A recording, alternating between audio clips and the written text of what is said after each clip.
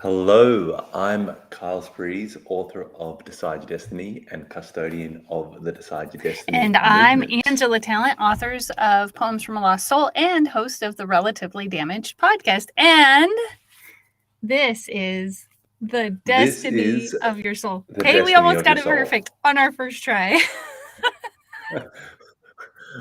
We'll keep trying like six That's nights right. swimming. Sometimes you just got to have fun with it. So last week we talked about Yes. noticing and asking questions. In fact, we sent you away with some homework, specifically noticing thoughts and asking the question, what am I called to do? If you did any of that homework and you want to share, we would love to hear from you, please. If not, that's cool. If you did it on your own Yes. and you don't want to share, we're cool with that too. You can also email us with the subject line Kyle or Angela at the destiny of your soul at gmail.com. So we now have an email address that we both can check. We do. We do. Yeah. Yes. So this week, though, we're talking about what are you inflicting on yourself. Again, we pulled this from Kyle's book, his second chapter of Decide Your Destiny. Yes. Yeah. How do you want to do that Yep. today? Do you want to give us a little opening? Like, what were you thinking before we dive in? Yeah. So second chapter in, I guess what I was, and I talked about the soul in the first chapter, but I guess I was just considering how much turmoil we put ourselves through, and how something like how powerful our mind is, and if it's geared in the wrong direction, it's just it tyrannizes our life, and I think we've got to be really aware of what we're inflicting on our soul, because my personal belief, and I'm sure lots of people share this, is that our soul continues on, and so what we do here matters. Everything matters. So what we do here, the integrity of our soul matters, and I think that just amplifies the importance of the decisions you make. And so the book obviously Decide Your Destiny, but being aware of how you might be inflicting your soul by taking a shortcut, or you know thinking in limit and scarcity and not thinking about the abundance of your soul's lifetimes and how much wisdom you have within yourselves, I think is one of the many ways that you can hold yourself back, not just in this lifetime, but I truly believe in the next and the next. And so yeah, so for me, that's one important thing. Is it's like, when you think about, oh, I'm investing for the next 4 years of my life in university, or I'm just got to go to school for this amount of time and then I'm done. And I think we always we always think in finish points. Like, oh, once I get retired, or once I do this, or once I start my business, or once. And it's funny because we're always looking at that finish point, but I think we can all agree that when we get there, it's not quite Mm. what we think it is, and we got Yeah, to a friend keep of going. mine just said the other And day, as soon as I get my life settled, then I'll get a boyfriend. And I said, here's a news flash. yeah, It never yeah, gets yeah, settled. that ain't gonna happen. Not unless you want it. No, And no, then, like unless you create it, and even then it's gonna get disrupted, I think. yeah. That's the whole universe. We're like we're we're beings floating around on a rock in this universe that somehow are surviving and thriving and living, and it's just there's so much that's going on, so much energy in motion, and so many different frequencies. And I think the point or purpose that I find of life is to actually align yourself and channel into the higher frequencies that you want to kind of Yeah. get into play with, and not be wiped out when things don't go to plan. I mean, that's a big part of it. Definitely plan, definitely have your goals, definitely set everything up, but be aware that life does its own thing too, and you got to be adaptable. And I think that's really important. And also the power of yourself, the power of you as an energetic being. I mean, that it goes beyond the physical. It's a very important thing to, I think, understand, and I think it's a very important thing to help people out of mental sort of entrapment Yeah. of limit. I've got limited time.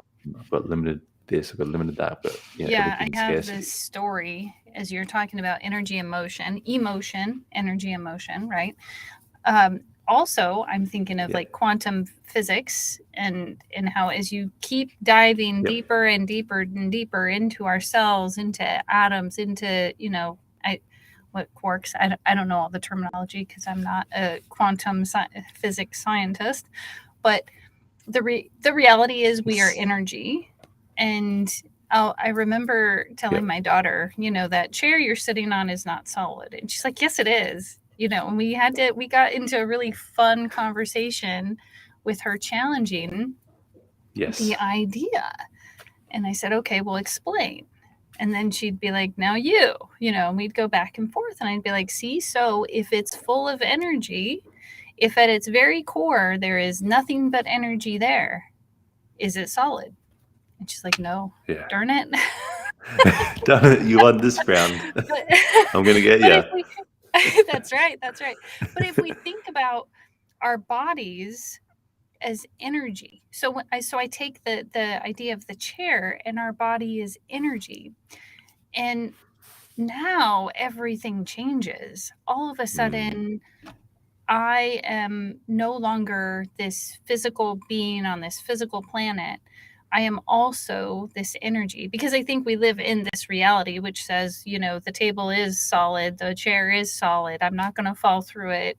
That sometimes it can become a little bit of a mind game of what's happening. But back to the energy, emotion, and self-inflicting things on ourselves, sometimes that energy can get stuck.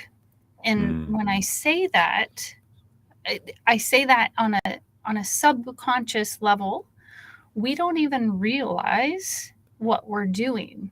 Our bodies mm, have taken over. We're used to certain feelings. We know what those feelings are like, and it's more comfortable just to behave that way.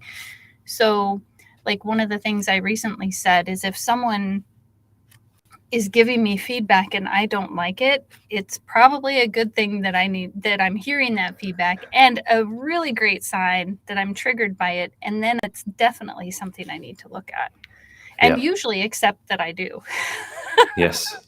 Yeah. If there's something that irks you, it's a sign that there is a lesson or some truth, or generally something that you're not confronting. And it's like, oh, okay. And it's important to look for the things that irk you, because usually the things that irk you, like you said, that's where your energy is getting flagged. Why does that Mm-hmm. irk you? Why does, like, when I had family or different people like tell me, "Oh, Carl, you've got to do this, you got to get that done, you get that done," it would irk me because was telling myself that I need to get those things done, and then they were just adding to the pile, and then it was just like, wait a minute, why am I not getting it done? Like, you know, what is that? What is that? What's that? What's that energy block? Yeah, yeah. Or like me, even just earlier this week, I was frustrated because my daughter, one of them, wouldn't get up and get ready for school, and then I'm frustrated, and we're in the car on our way to school, and I'm like, look, I'm really frustrated that you're not getting up for school because now I'm going to be late for my phone call. I mean, and Yeah. I'm sitting there and I'm hearing this come out of my mouth. And again, subconscious, this is a normal old pattern of mine that I used to have on a regular basis. And I'm catching myself, I'm blaming her for my frustration. I can Mm. set a boundary. If she Yeah. doesn't get up in time for school, I don't have to take her. Mm. Yeah. Like, Yeah. what? Okay, so right now blaming her was not Mm. helpful. I had to take No. responsibility for me. Did she need to know that it's not cool? She really needs to go to school? Absolutely. Did I Yeah. need to blame her for my feeling? Not at all. And that's where the Yeah. problem was. Good on you for catching yourself, though. I mean, well done. Huge Well, I win. well, I think that really thinking about and pondering, what am I self-inflicting, right? Mm. I was self-inflicting that pain and suffering on me, Mm. Yeah. Yeah. um, and her, and then I was projecting it as if it was her fault. Yeah. that I was mad. Yeah. And it wasn't her fault. I chose to be angry, Yeah. Yeah. Yeah. but I It's didn't even realize I was choosing it. Yep. And that's where sometimes the energy in motion can become like if we can't control it, or if we can't kind of get reins on it and steer it, and it's very challenging in those moments. Like I know myself, um, sometimes, like, and it's so funny, the people closest to you that you love the most, that spend the most time with you, can receive the shittier sides of you as well, and you receive the shittier sides of them. You're like, what sort of deal is this? Like, I've got to go Yeah. out and deal with the world all day, you know, people I don't know, but like with you, like, yeah. And so, I notice sometimes, like, maybe when my attitude is a little bit shot, and I could have maybe just not said those few words, or not, like, I could have just maybe worked out a better way of saying it, or delivery, or things like that, and that can avoid so much so much like upset, or just misalignment, or having to explain later. And so it's very interesting to kind of try and catch it. It's a cool challenge. Try to catch yourself when that energy is in motion. You're like, it's bubbling, bubbling, bubbling. But I think if you can catch yourself early when the Yeah. bubbling starts, and just start steering it, and it's kind of like even repetition.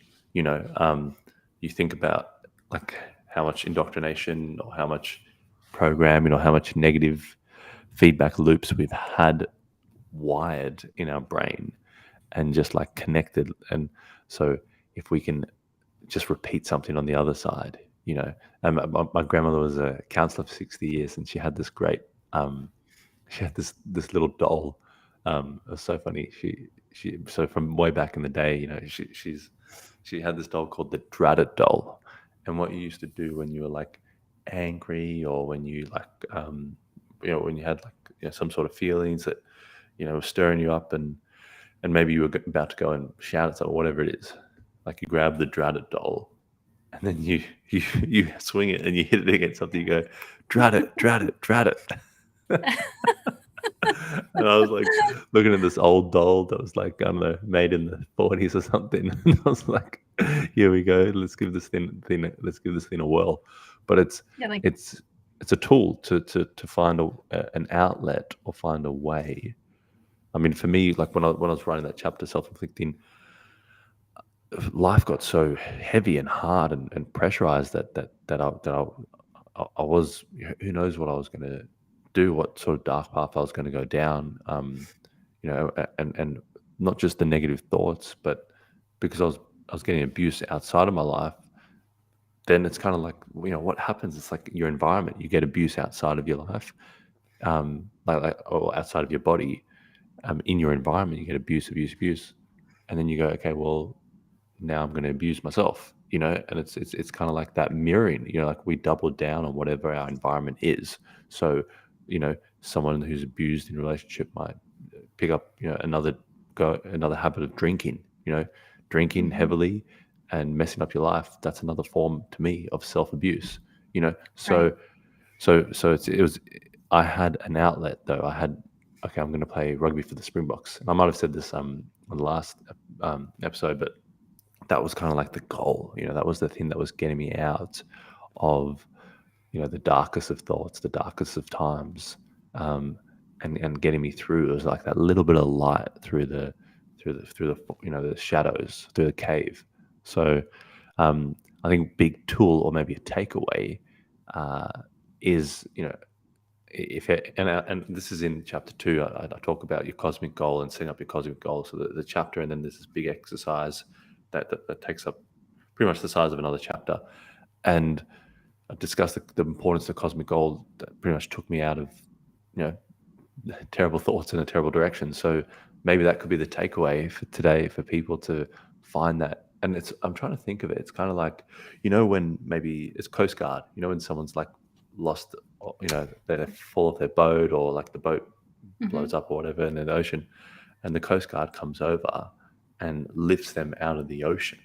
And so the way that I look at your cosmic goal, which really, cosmic meaning just big, grand, audacious. I was like, I'm going to play international rugby for the Springboks. I was in Australia now. I was an Australian citizen. How was I even going to get there? But it was just where I was directing myself. Bruce Lee says it's not just about getting to that specific goal. It's that goal is moving you out of somewhere and it's moving you towards somewhere better. And that was the whole thing. Yeah. So the Coast Guard pulls you out of the ocean. And so the cosmic goal, the takeaway today would be find a goal that's going to pull you out of a current way.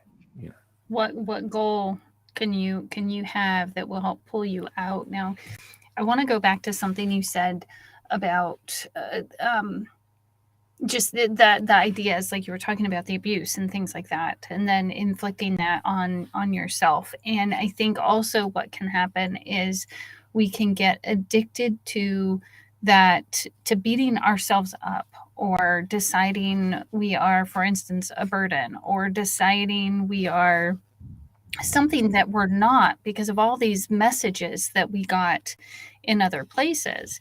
And like, so Joe Dispenza says 95% of who we are as adults is so habituated through repetition that the body has been programmed to be the mind, and the body, not the conscious mind, is running the show. So if I'm used to running that program, then my mind can go on hiatus and I can just behave in my life. I can just go out and, day in and day out, do the same things over and over and over again. And I think that's where it's really hard to catch that self-infliction, right? I'm trying to think of all the steps I do. And we talked about noticing last week, and really that's just noticing the thoughts, the ideas, whatever, not judging them, not anything like that. That's where I started. But I don't think I really started catching stuff until later, when I really started getting into a little bit longer meditations and really trying to connect with myself. And early on, I think that would have been too much.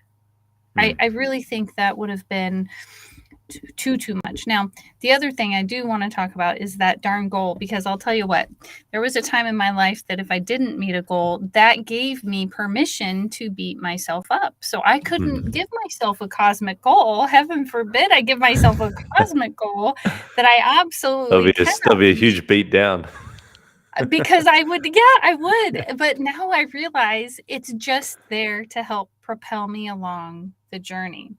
But like that's, which is a hard shift if you're not used to it. I think that can be difficult, and it takes practice. And it maybe by calling it cosmic goal, then it gives me permission to not achieve it. Or if I achieve it, wouldn't that be a fantastic surprise? Yep. Well, see, the thing is, and look, the way that I look at, I guess, say some of the bad emotions, or like definitely, I think Maybe if you're dysregulating emotions instead of bad. I hate calling them bad. Yeah. I mean, it's kind of like that thing where fear can be good if you utilize it in the right way, and then, but I guess to what you're saying, definitely, like if you're beating yourself up every time, then it's kind of like you're creating that negative, like experience, that negative feedback loop. But so some of my goals, some of the cosmic goals, like I got to at a later stage, like the book was like a gigantic, how I'm going to put this bloody thing together, and I was like, okay, I'm going to do it by this date. I'm going to do it, and I kept pushing back, and so it really started to come together when I was hard on myself. But I guess, and it's kind of like that thing where you use fear in a positive way. You can use, life is everything. It's and I did a video yesterday. I was talking about don't be afraid to be touched by the negative. Don't be afraid to be touched by those experiences. And if we're just all looking for positive and fluffy dogs and rainbows, then we're missing out on so much of life. I think in the video you used like bunny rabbits and something, and I was fairy floss. dying. Yes, fairy floss and something else. But I love that because you were talking, I think, about calling family and checking in on family. Yeah. And I think it was grandma that was afraid Mm. of, I think she was afraid of being a burden. She didn't want you worrying about the load shedding and things like that Yeah. happening in Africa and how hard it's getting. Yeah. And I think you were saying something to the effect of, well, who am I if I can't handle that? Yeah. Like, what kind Yeah. of grandson would I be Yeah. if I couldn't call you and you couldn't share that burden with me? Yeah. And, it kind of goes to that community again, right? We are stronger together. It's like the way they make rope. It's a little Yeah. strand, many little strands make a strong rope. Yep. And Yep. if we look at ourselves as many little strands, then if one piece of the rope starts to break, Mm. then the rest of us can hopefully keep it together until that piece can be repaired. Instead of the Yes. whole thing just crashing, just dropping the ball or whatever the rope is holding.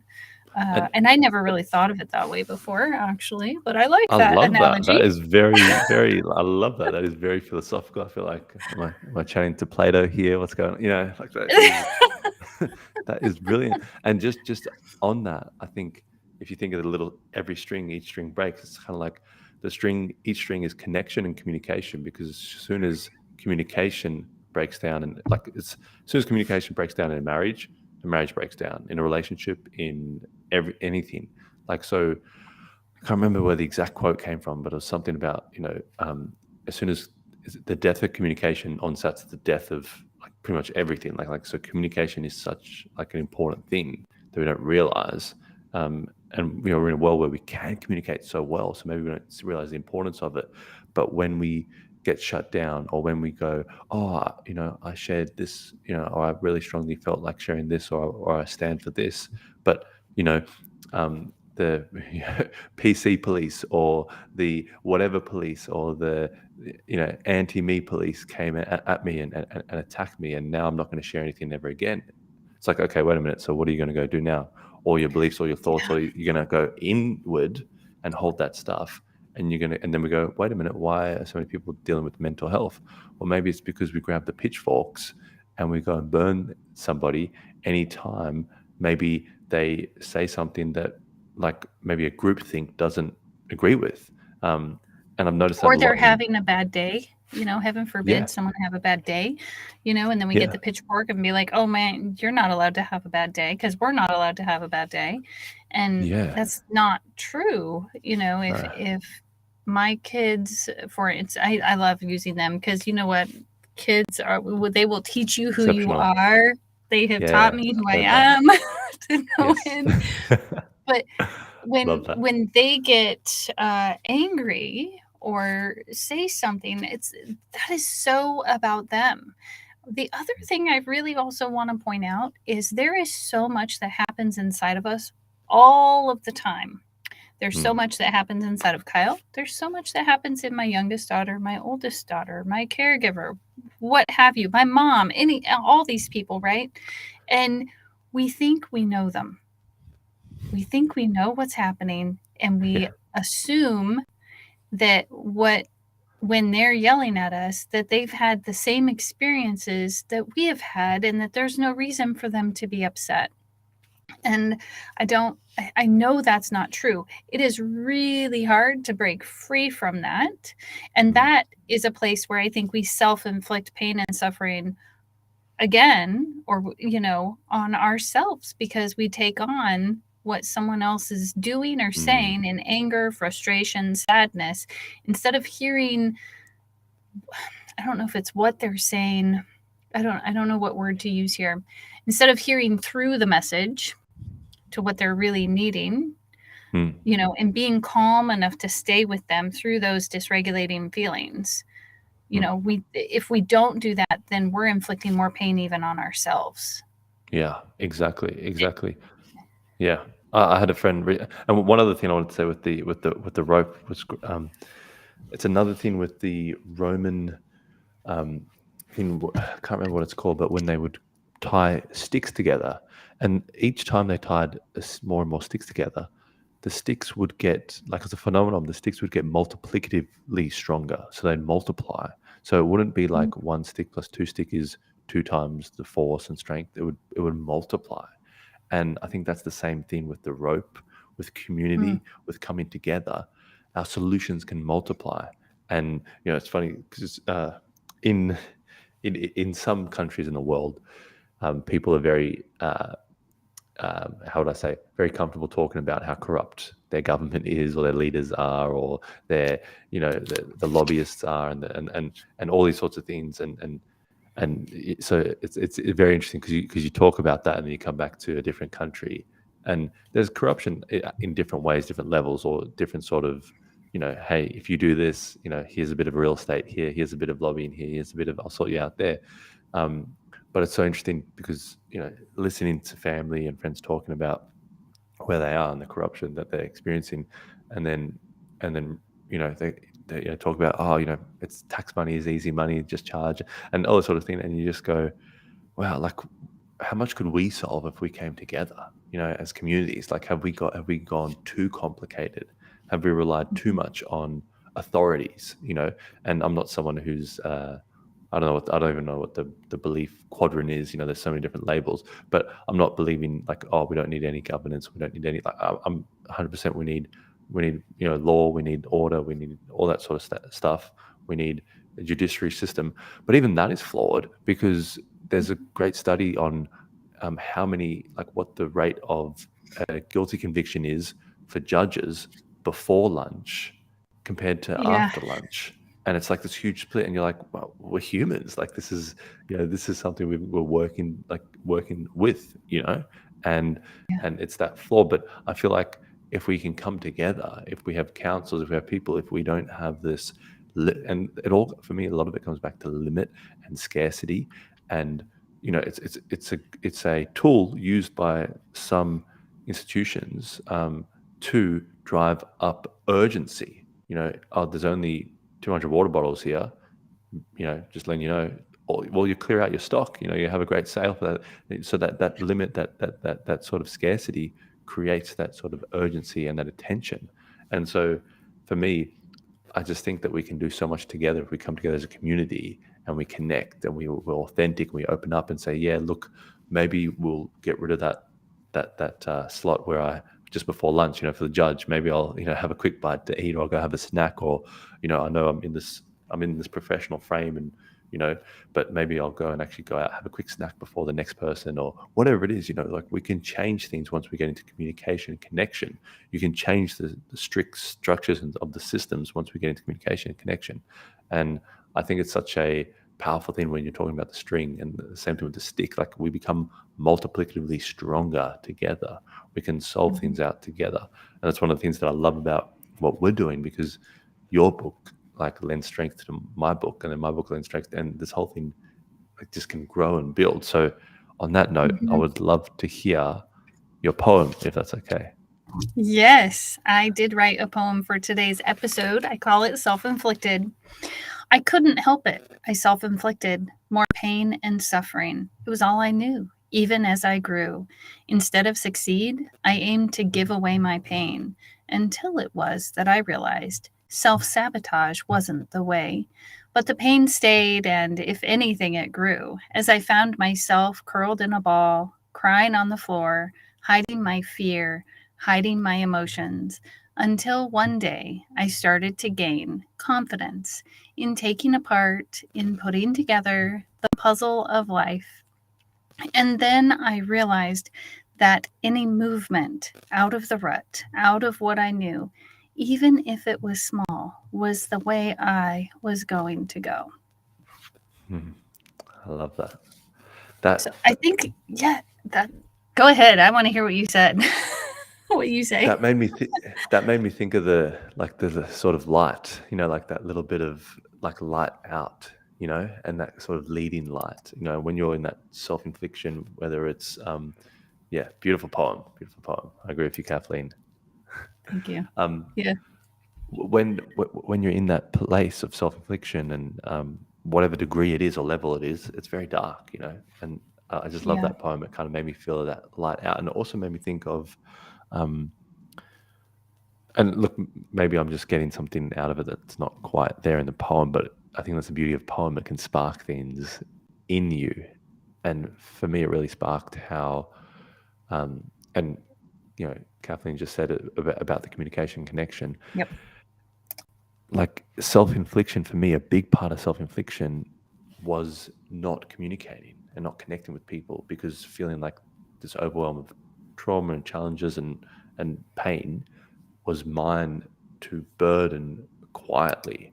Now, it's all of our, like you said, with your daughter, with you, that experience, like it's all of our things to own responsibility of and grow and learn through our own lives, and what God's put through before us, what the world's put before us.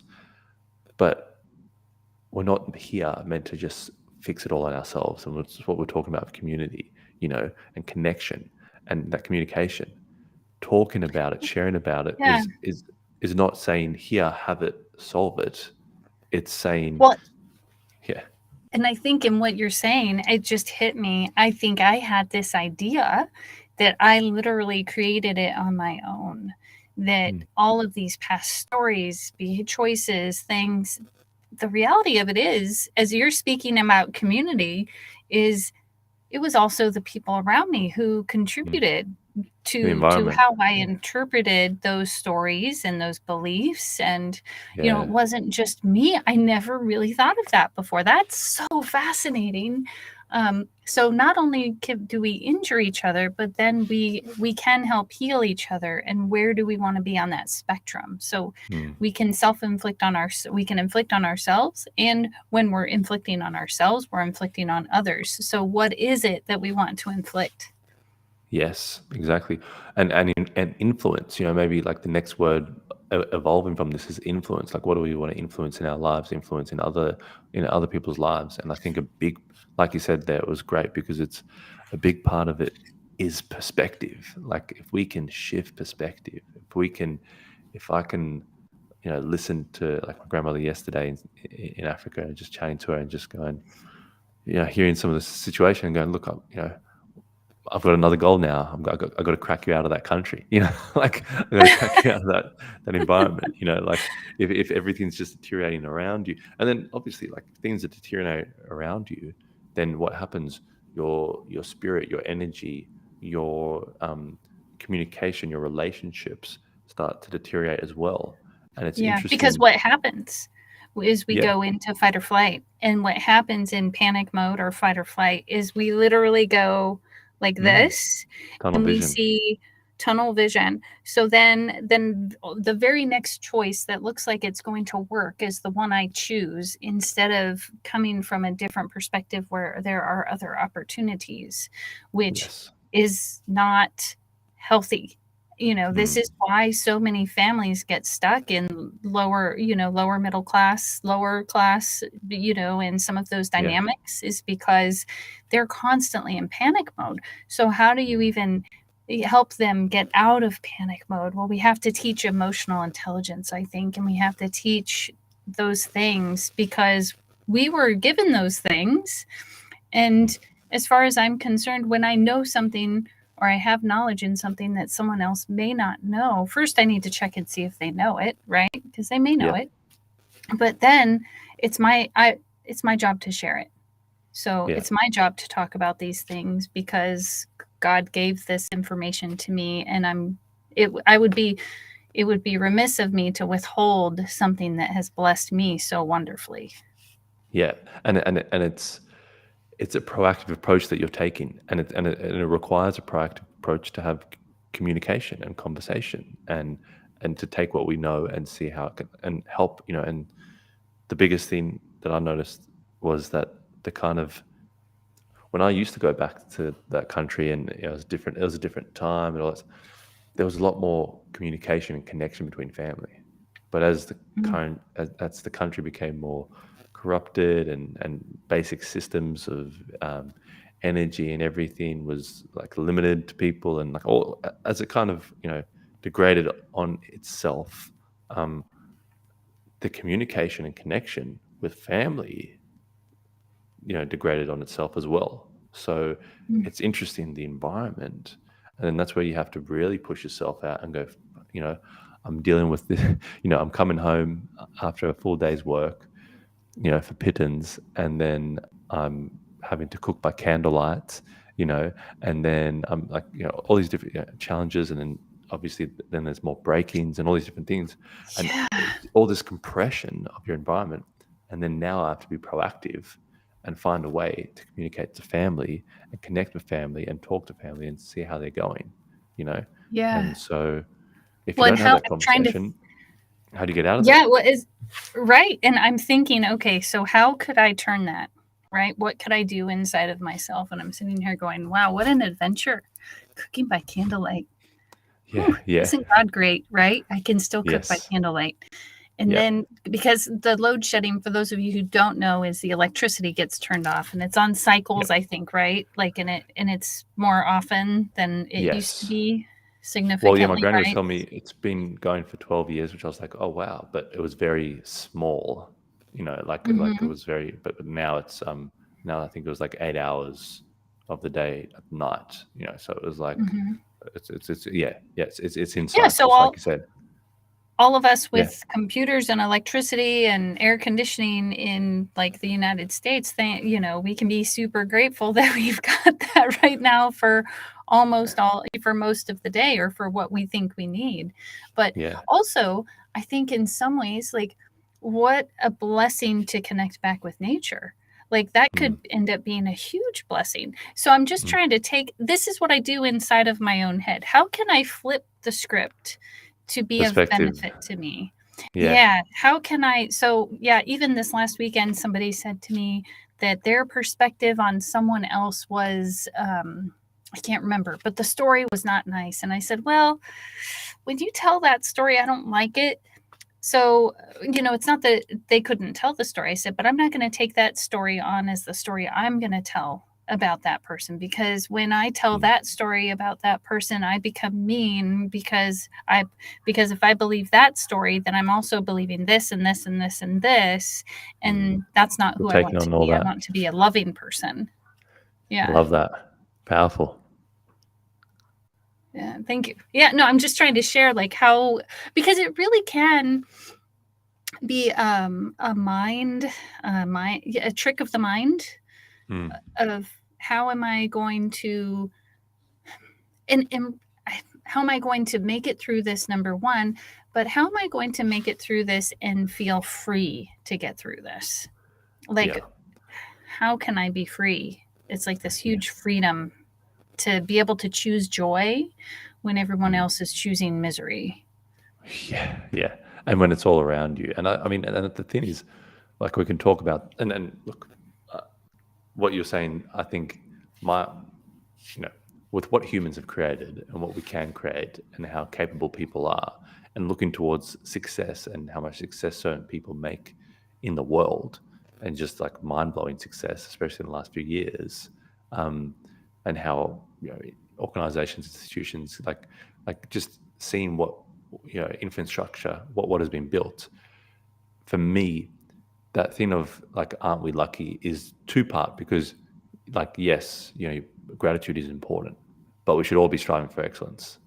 No one should have to be going through that sort of stuff. Like when we know what to do, like when we know how to organize ourselves, like when we know how to like know, like we need to do better, we need to get better, and that's my true belief. And I think even in Western countries, where you have everything, and it's that whole thing. Western countries where you have everything, you like can be surrounded by, like what you said, misery. And sometimes you go to African countries or Asian countries, and similarly people like have, or we perceive have nothing, but they have family or they have a reason to fight.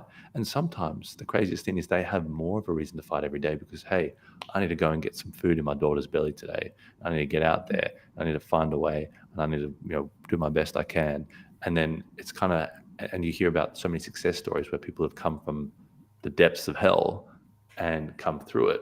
I mean, that's maybe what the conversation was a bit last night was touching on, is like, you know, don't dismiss that side of life, because that side of life can lend to the other side, if you utilize it properly. Well, again, I think you're speaking to nothing's either good or bad, just different, right? So And I'm thinking, even in the Western culture, how many things have made our lives so easy, that almost too easy, that we're deteriorating as Yeah. humans, right? Physically, maybe we're sitting behind a desk all day. Yeah. We actually have to push ourselves to get outside and walk the minimum amount of steps. Yeah. I'm just trying to think. Many things, and we're out of touch with nature. So in some ways it's like, okay, we have all these things that are supposed to be great and fantastic, and on the other hand, are they? Mm. What happened to Mm. nature? What happened to the connection with the universe? What happened to community? And how are we within our community, within our buildings and our walls, with our fences, et cetera, et cetera? Yeah. Well, a work health and safety client of mine that I saw seen recently, he had a great presentation, and he was talking about like the silent pandemic of sitting in chairs, and he was saying like there's research, but it's such a hard thing like for to get governments to move on, and like to get the information out, and like make society aware of, because it's such a slow process. Um, and he said, but people sitting down all day, like the health implications of that, and like saying, we got to like maybe got to get standing chairs. Offices need to kind of develop for standing chairs and things like that. And you're so right, because what did we do? We years and years ago we ran around, and Yeah. there's so many misconceptions we have, right? So one of the big misconceptions was that people didn't live long back in the day. Like back in ancient Greece, or like ancient Rome, those times, and that's not true. You look at some of the philosophers and you see what age they died at. They died, in their 70s. That died, some died 80s. Like they lived a long life, but the average age was brought down because a lot of people died at birth, or died, because things were filthy, or like that sort of thing, that like lots of kids didn't make it. So it brought it down to people, and there's a misconception, or I don't know if everyone else had this, but I had it too. I was like, oh, back in the day, people didn't live long, Yeah. and there's it's and we get these things, and it's the same thing of limit. Like, okay, like 80 is our limit, or 85 is our limit.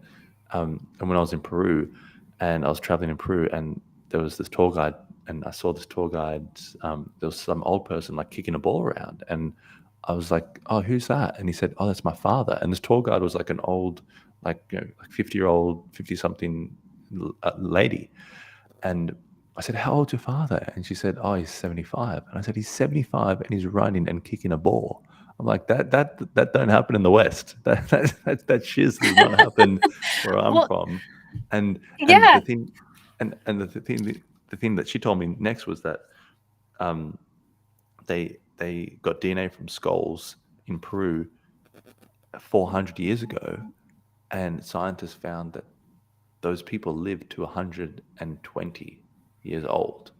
And you're looking at Mhm. a time where there's no hospital, or I don't know, maybe it was a makeshift hospital back then. I got no idea what they exactly had back then, but Well, they had they basically, herbs and things, they right? ate Like, from the ate from the ground, and they had that sort of thing, and they lived at such high altitude, so their lungs and everything was just like like pumping at such vitality, and like everything was strong. It had to be strong to yeah, survive.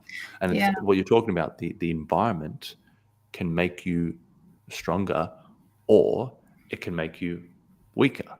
Which I yeah. guess is what you're Well, talking about.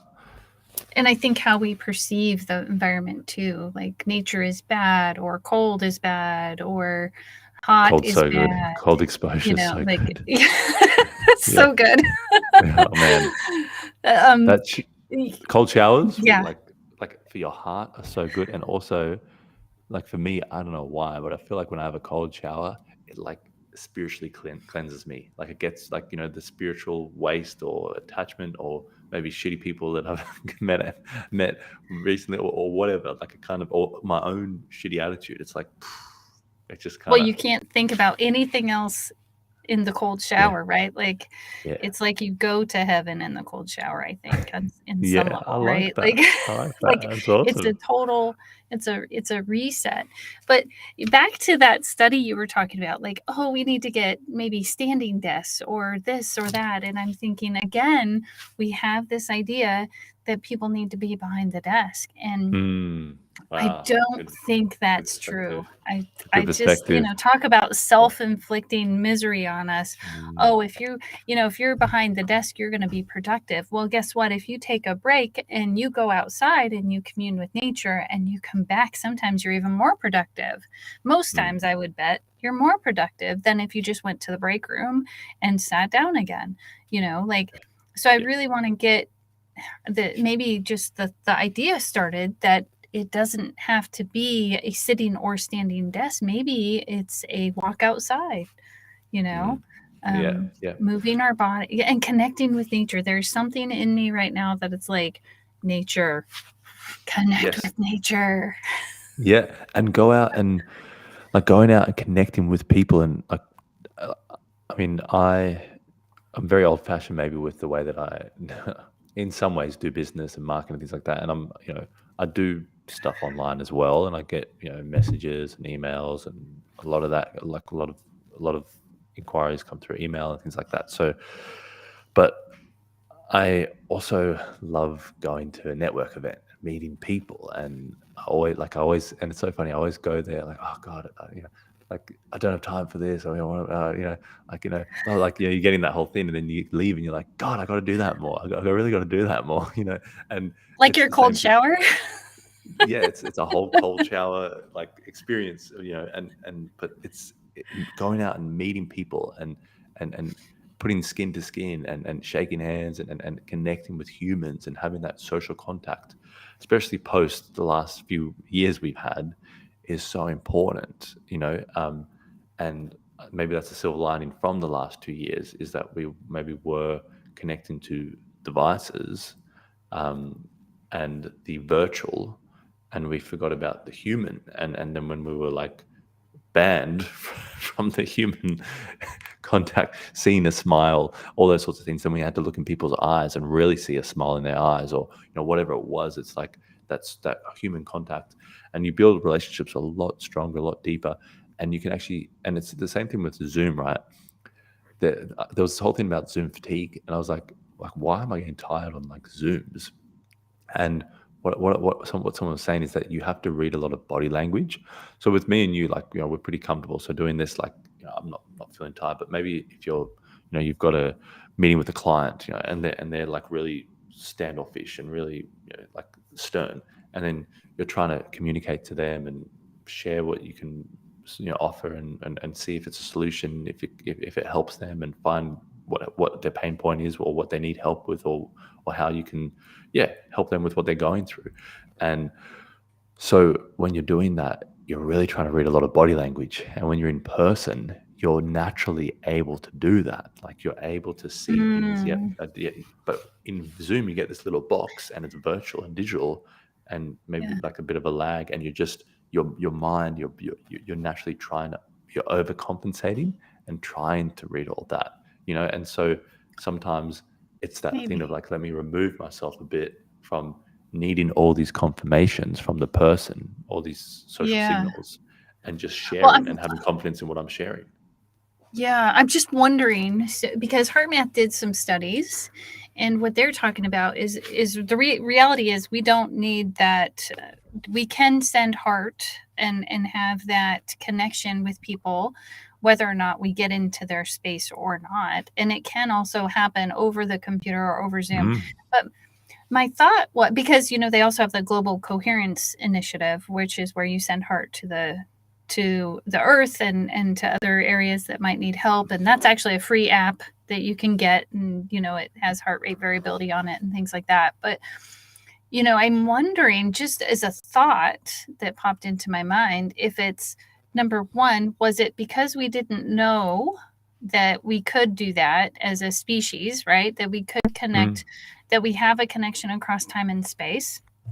Or is it that we have to, that we're pushing further through that time and space, or we think we're pushing further through that time and space, even though it folds my belief is it folds in on itself. So like me talking to you right now, we are in that connected zone, right?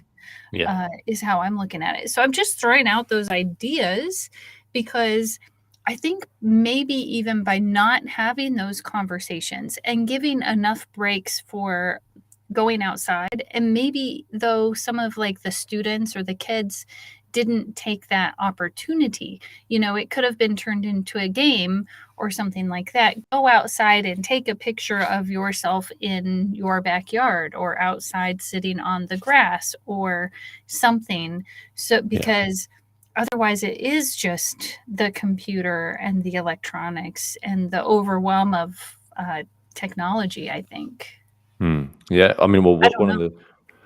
one of the great things that I've got a kid doing some work experience with me, and chatting to him and him like talking about school and all these different sort of things, and he's just like he's loving it because it's like he's actually getting to see me work with clients. He's getting to see that interaction. He's getting to see what it's like behind the scenes. Not just the front of a business where it's like, oh, it's pretty and we service you and we're all dandy and happy. It's like, well, what's all the processes behind the scenes? What do you have to do to be able to lock that client in for an appointment, and what do you have to do to build a reputation and all these different things. So him getting out in the world through me Yeah.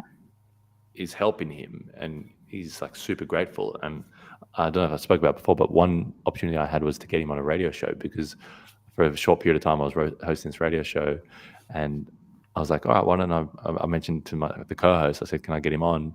He said, yeah, for sure. And he left and he was like, man, like I got to say, one thing that I've learned from like working with you, one thing that's helped me a lot with is my social communication skills, like my social skills. I was like, wow, if I could give him anything, or if I could help him with anything, it would be social skills, because I think that's going to be such a challenge going forward for the future generations that depend on devices. And one thing that I'd probably just want to finish on would be what we were talking about earlier about being hard on ourselves, our environment compressing us, all those sorts of things.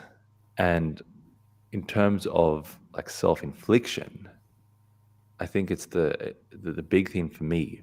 Like on what I was doing is I was self-inflicting because I wasn't communicating, I wasn't connecting. And I Yeah. think what it was is that I wasn't considering myself more important or above my current pain, and I wasn't considering what I could create, what I could do, what potential I had more important or more above, or than the current situation, current environment. And I think a big thing where we can self-inflict ourselves is being caught up in that energy in motion. But like you said, Mhm. and I think this goes back to exactly what you said at the start, and storing it here. And like you said, Yeah. not, and you were saying nature, there's nature. For me, it was, working out, like whatever it is, like finding those valve, like a heart, like those valve outlets where you can get that stuff out.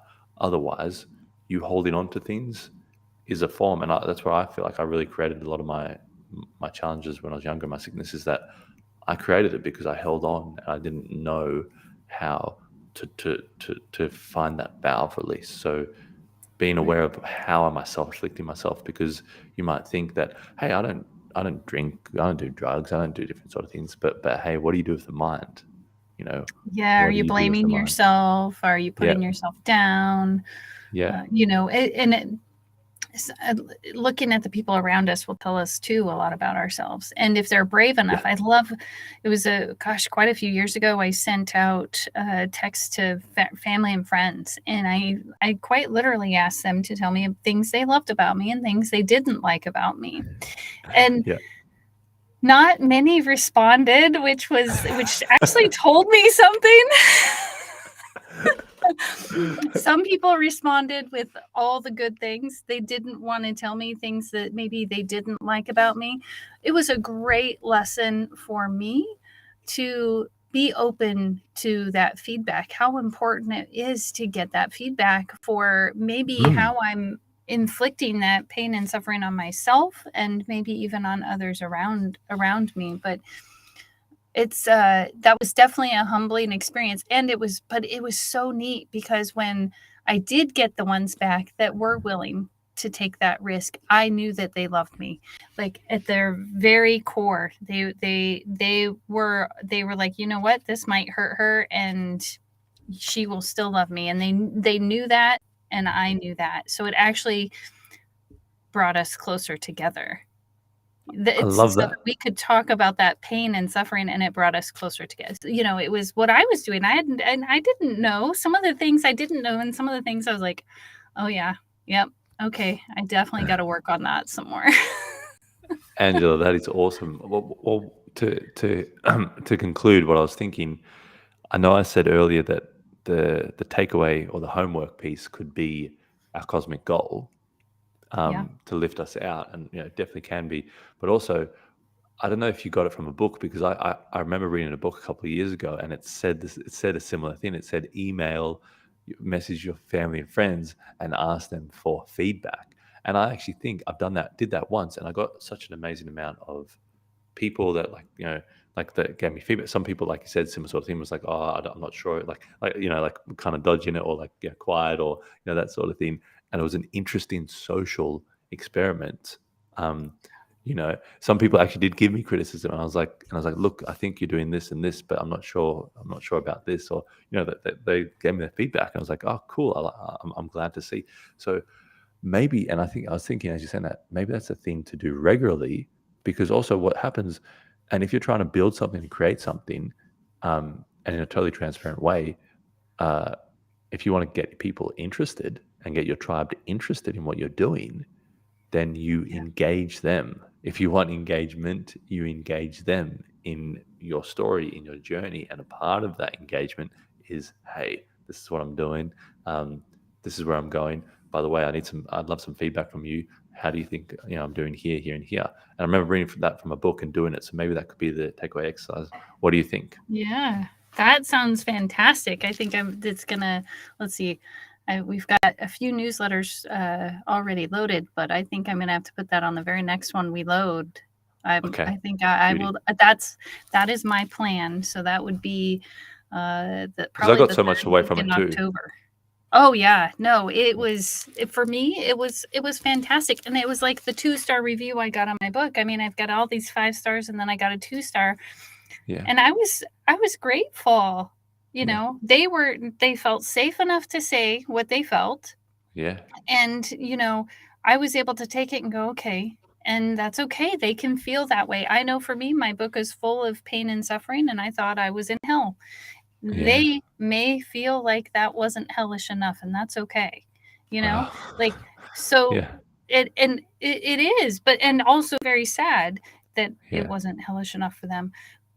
But Yeah. also, I'm grateful. I am grateful because that means that I don't know. I just remember when I first saw it, and I was like, oh, thank goodness, my first one, and it was okay. Yes. I mean, I can handle it. Yeah. I could Yeah. handle it, and I could still love. I don't know who that person was. I can love them though.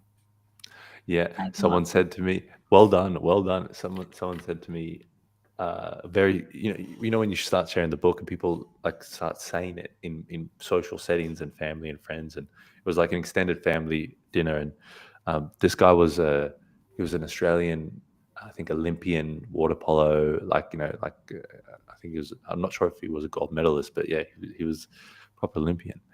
And he was like very interested. Oh, you wrote a book, blah blah. And he's like, and then he said, but okay, but have you got any negative reviews? Like, are you worried about any negative reviews and what people might say? And I was like, oh, to be honest, I hadn't thought about that just yet. I hadn't hadn't got that in my head. I've been so focused on getting the thing out, getting it out in the right way, doing the best that I can.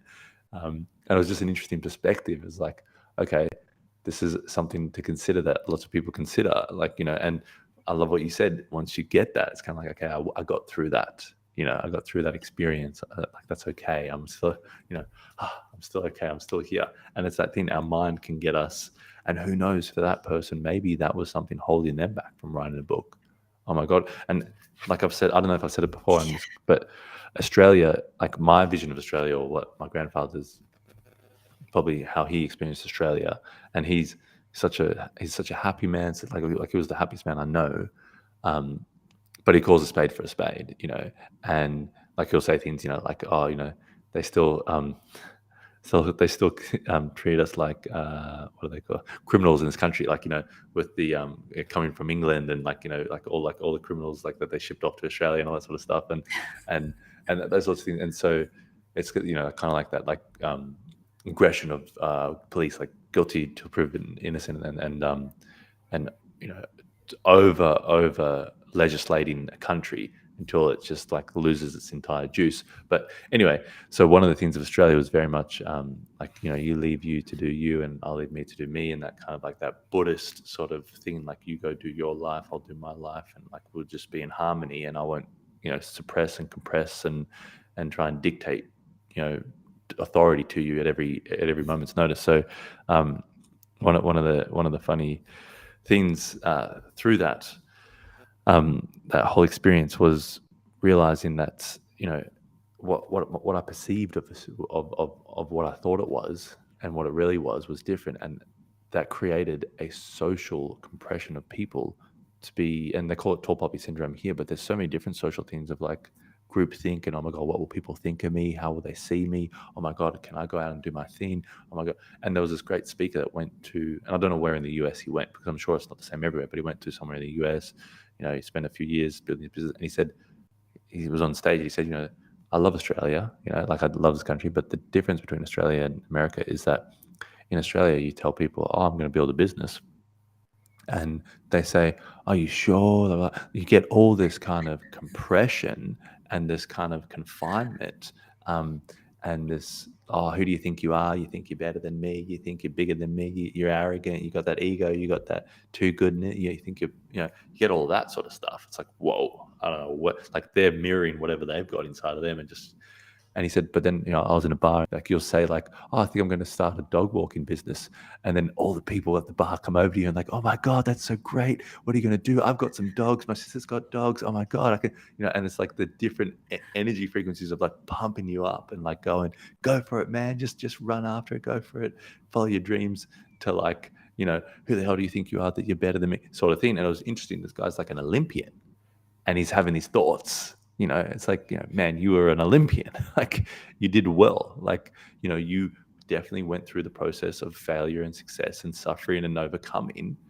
And when you write a book, you might get a bad review. You might get 10 bad reviews, but you're going to keep going. Like, and it's that whole compression. Yeah. I can't accept the negative. And if society says to me, who do you think you are? Then that's too much for me, and Yeah. it's anyway. I don't know about Interesting you, little. but I want to be the man in the arena, marred with blood and sweat and tears, rather than in the stands. Like, and I can't remember if Oh, I that's in a love Brene that. Brown. Yeah, it's in a beginning of a Brene Brown book. I think it's in the beginning of Daring Greatly. But Yes. anyway, we are way past our time. So you guys have your homework. Ask for feedback, and how are you self-inflicting? Right? Yep. How are Those you two things. self-inflicting? Yeah. Yep. Ask for feedback and find a cosmic goal that can lead you out of it. So Oh maybe yes. to combine it could be, if you've got a cosmic goal, you got something you want to reach. Maybe when you're doing the feedback, you can share the goal. I know people say keep your goals secret, but maybe when you share the goal, you start to realize who's really in your corner and who's not really in your corner, and who's Ooh, deceitfully or yeah. maybe under the rug trying, not wishing you to succeed, because then that pushes pain into them of why they're not succeeding. So that could be a way. So cosmic goal, That could think of a be cosmic helpful. goal, and get a review on feedback. Yeah, that's fantastic. Okay, well, Yeah, I'm Angela, awesome. I'm Kyle, and and we'll see you this next week. is Oh the yeah, Destiny of Your Soul decide. next week. Sorry, I just threw that in there. Just You did. I threw a We didn't spanner in the plan on works. In Australia, that. Okay, there's a saying, "The spanner let's. in the works," which means you threw somebody out of It's their okay. It's flow. okay. Should we do it? Should we try and do it together? Yeah, Let's let's try give it another go. in Yeah. 3. Okay. Well, do you want me to say Angela and you'll say Kyle, Yes. and then we'll Yeah. do the Destiny? Okay. Yep. And I'm Angela. I'm Kyle, And And this this is is the the destiny destiny of your of soul. your soul. We're See you gonna later. get it. We're gonna get it.